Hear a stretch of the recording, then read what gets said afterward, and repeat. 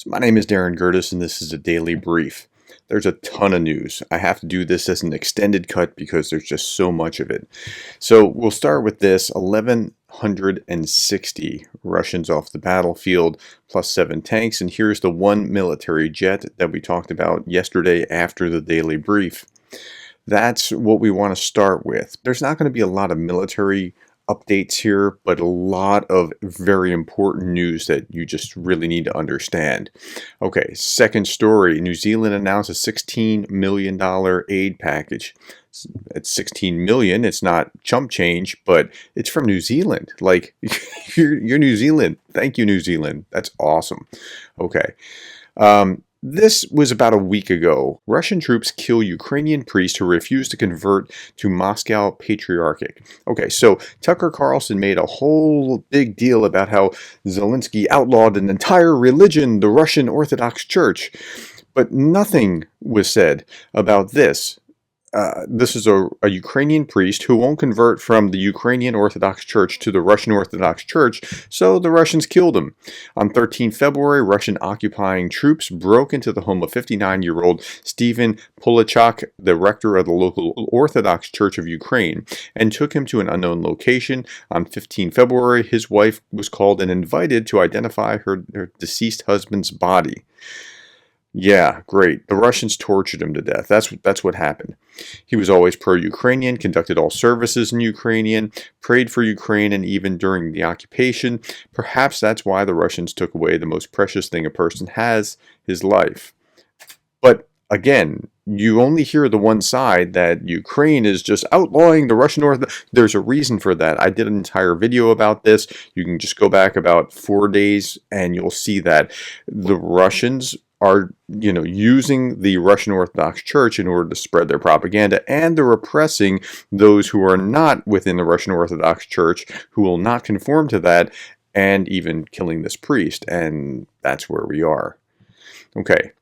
Facing a huge backlash for their ongoing murder and torture campaign against all Ukrainian priests that refuse to convert to the Russian state-controlled Ukrainian Orthodox Church Moscow Patriarch, Russia has sent an American lobbyist, Robert Amsterdam, to Kyiv to reverse the narrative.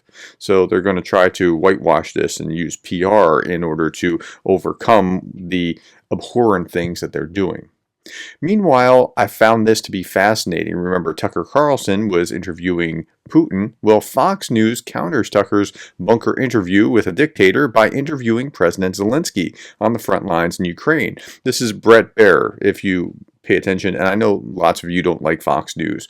That's okay. I don't like MSNBC and CNN. I'm a Republican. I think that CNN has actually done a pretty good job covering Ukraine, and so I got to give them credit for that. But the rest of their narrative kind of works my nerves as a Republican.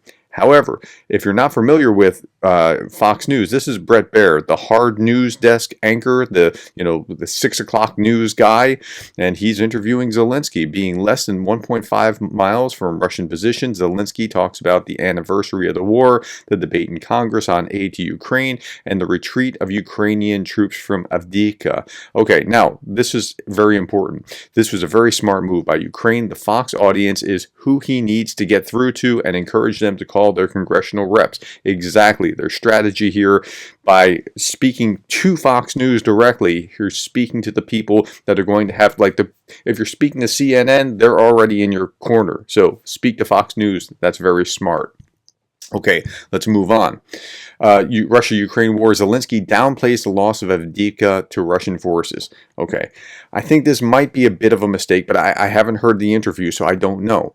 But if he's downplaying this, I don't think he should. This is the point where you make it clear, and you have to be very careful with this. You have to thread the needle, but Avdiivka was unfortunately lost because we don't have what we need to be able to defend. We need more weapons, and I'm imagining that he's going to say that sort of thing, but to downplay it. Look, the Ukrainians didn't get out unscathed, right? There might be disproportion, but the disproportion isn't like one Ukrainian for every 20, probably not even one for every 10.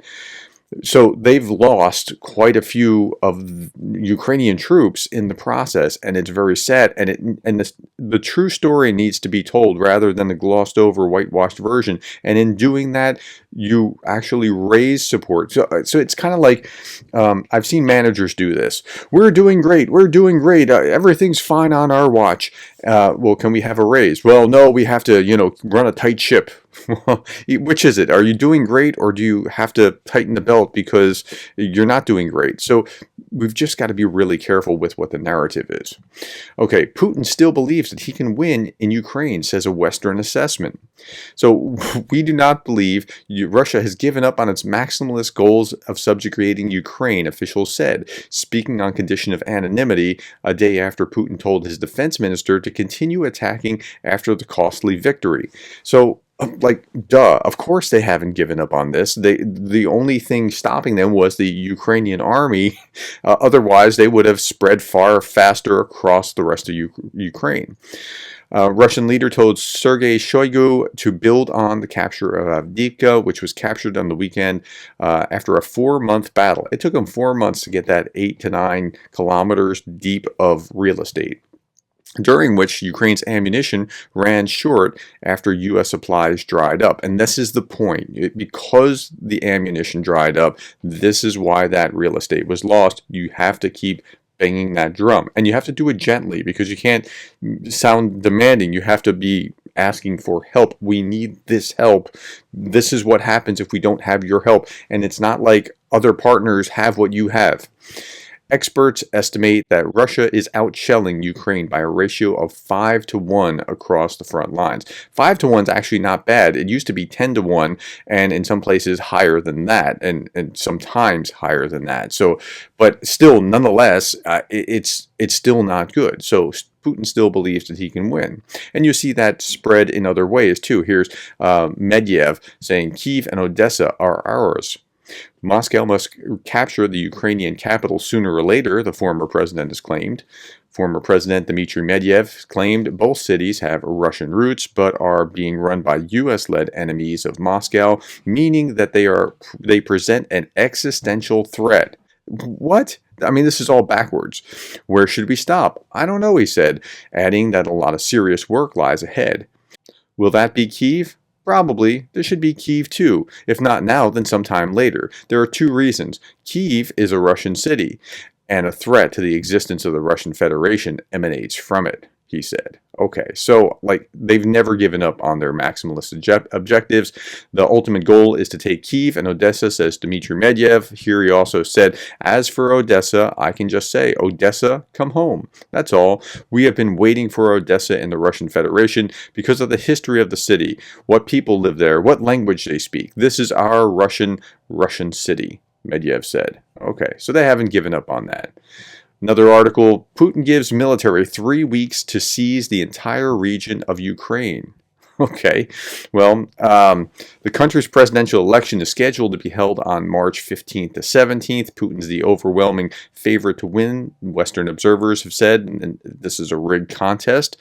Before the elections, they want to at least reach the administrative borders of the Luhansk Oblast, and that's why you're seeing the full court press. But this whole idea of giving another 3 weeks to seize the entire region, I'm not sure that this is going to work out so well, because right now, by my math, 729 days divided by 21 days, which is 3 weeks, you're on your 34th special military operation. I'm not sure the 35th is going to be all that much better. It's hard to, it boggles the imagination.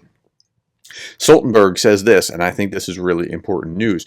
Ukraine is to have the right to carry out strikes with F16s on Russian military targets outside of Ukraine. Now, the gloves have come off for F16s, but they haven't for other U.S.-provided equipment and material.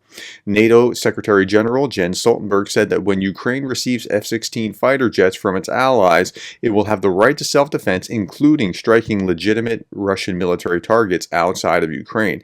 That's big. I mean, that's really, really big.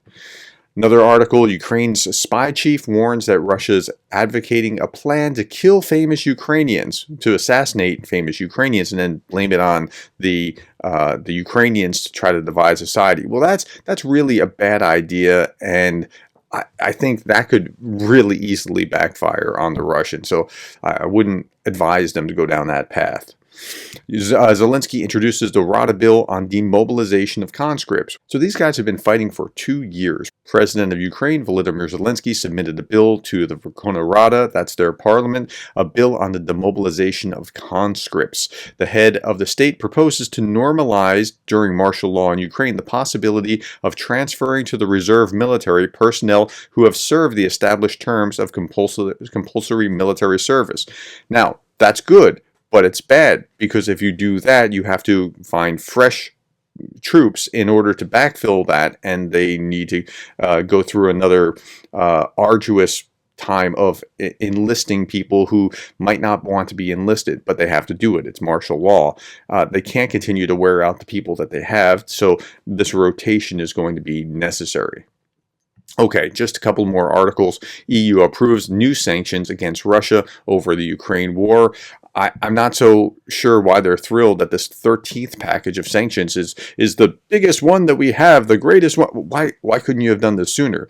Sanctions in themselves don't work, but doing more, sure, but why did it take this long? That's my question. And then this is the last thing that we'll look at. Anton Gerashenko. Public hearings on Putin's war crimes against civilians, particularly children, are being held in Nuremberg. The session began in the courtroom N600, exactly where the Nazis were tried. Quite symbolic. German authorities have collected more than 500 pieces of evidence of Russian war crimes in Ukraine and questioned more than 160 witnesses. I'm not sure what will come of this, but there's something pretty profound here. Okay, that's all that I have for this extended daily brief. Thank you for your time. Thank you for the likes, the shares, and the subscribes. And thank you for being the kind of person that cares about Ukraine.